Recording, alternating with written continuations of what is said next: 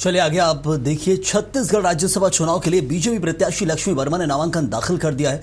कांग्रेस प्रत्याशी फूलोदेवी नेताम ने भी नामांकन किया। फूलोदेवी वर्तमान में महिला कांग्रेस के प्रदेश अध्यक्ष में हैं। जिन उम्मीदवारों का कार्यकाल खत्म हो रहा है उनमें उनका नाम भी शामिल है, लेकिन कांग्रेस ने उन पर दोबारा भरोसा जताते हुए फिर से टिकट दिया। पार्टी हाईकमान ने संभावित नामों पर भी मंथन किया था। इसमें पीसीसी अध्यक्ष दीपक बैज, पूर्व पीसीसी अध्यक्ष मोहन मरकाम, पूर्व मुख्यमंत्री भूपेश बघेल और पूर्व उप मुख्यमंत्री टीएस सिंहदेव के नाम भी चर्चा में थे। इन चर्चाओं के बीच पार्टी ने फूलोदेवी नेताम को ही उम्मीदवार बनाने का फैसला किया। तो वहीं कल यानी 6 मार्च को नामांकन पत्रों की जांच होगी और 9 मार्च तक कैंडिडेट नामांकन वापस ले सकते हैं। 16 मार्च को वोटिंग होगी। सुबह 9 से शाम 4 बजे तक मतदान होगा। इसी दिन शाम 5 बजे से वोटों की गिनती होगी, जहां 20 मार्च तक चुनाव की पूरी प्रक्रिया खत्म हो जाएगी।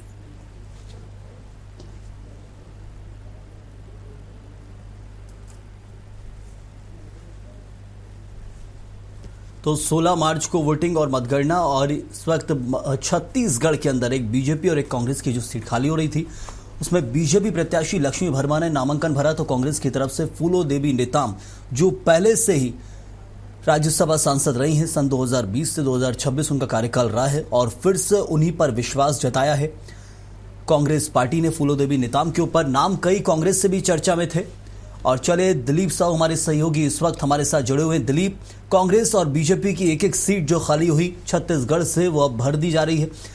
बीजेपी से लक्ष्मी वर्मा, लेकिन कांग्रेस से नाम रिपीट किया गया। फूलोदेवी नेताम पर दोबारा भरोसा जताया जाना, इसके पीछे क्या कारण समझे?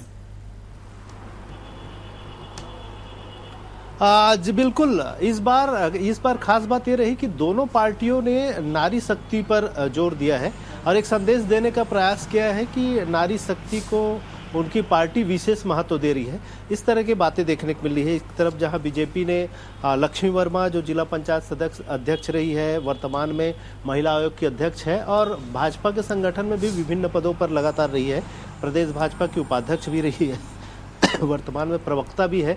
तो कहीं न कहीं उनको भेजकर एक तरह से भाजपा ने संदेश देने का प्रयास किया है कि ओबीसी वर्ग और महिला के प्रति बीजेपी एक नारी शक्ति मानती है और उनका सम्मान भी करती है। सीएम विष्णुदेव साय ने भी सीधे तौर पे कहा है कि केंद्रीय नेतृत्व ने नारी शक्ति का सम्मान करते हुए लक्ष्मी वर्मा को इस टिकट दिया है और साथ ही साथ ये भी कहा कि उनके जो अनुभव है, राजनीतिक अनुभव है, उनका लाभ निश्चित तौर पे आने वाले समय में देखने को मिलेगा।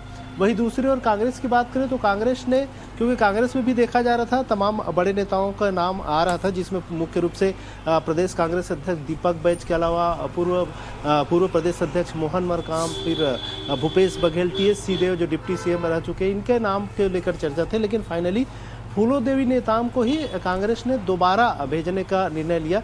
हो सकता है कि इसके पीछे ये भी वजह रही हो क्योंकि बीजेपी ने पहले प्रत्याशी घोषित किया और बीजेपी ने लक्ष्मी वर्मा, एक महिला और ओबीसी पर चेहरा पर दांव खेला। तो कहीं ना कहीं लगातार कांग्रेस बस्तर को फोकस कर रही है, आदिवासी चेहरों को फोकस कर रही है। तो इसको ध्यान में रखते हुए फूलोदेवी नेताम को दोबारा मौका दिए जाने का फैसला लिया। तो इस तरह से दोनों पार्टियों ने इस बार नारी शक्ति को ही महत्व देते हुए, सम्मान देते हुए मैदान में उतारा है। जी जरूर दिलीप, और हाँ, एक तरह से महत्वपूर्ण ये हो जाता है कि फूलोदेवी नेताम को यदि वापस भेजा जा रहा है तो कांग्रेस क्या अपने परंपरागत वोट बैंक को भी साधने की कोशिश कर रही है, जो अब तक साधती आई है बीते चुनाव में?